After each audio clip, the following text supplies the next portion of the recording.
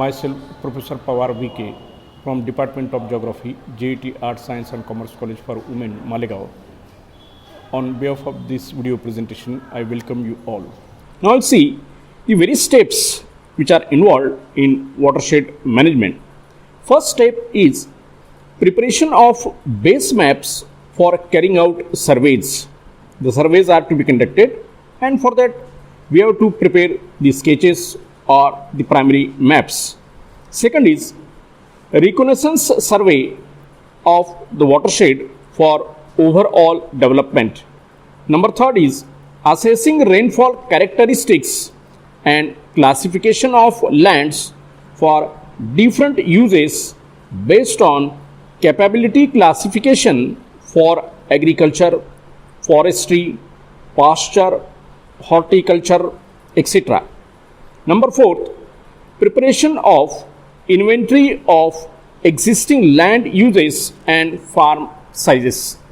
Number five, appraisal of agricultural production patterns and potentials present and potential markets and possible group action managements. Number six, carrying out topographic and hydrologic surveys for engineering works. Number seven, Geohydrological survey to delineate areas suitable for groundwater development. Number eight, formulation of an integrated time-based plan for land and moisture conservation, groundwater recharge, development of productive forestation, agricultural production, grasslands and horticulture. Number 9, assigning of priorities for implementation of the project. Number 10, assessing social costs and benefits.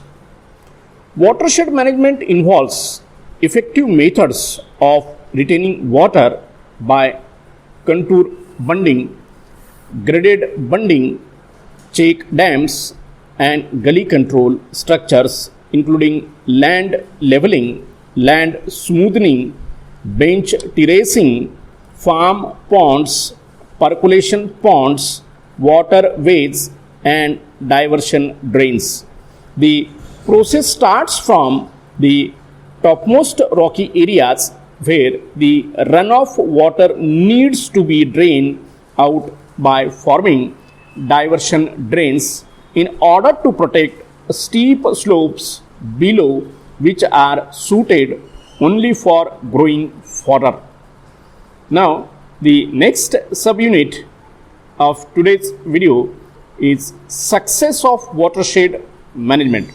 How far with all this assemblage the watershed management proves to be successful. A successful watershed management program conserves and uses rainfall and fertility of the soil more effectively. It is a developmental alternative which would provide greater stability to rain-fed agriculture, maintain productivity and assure a dependable harvest.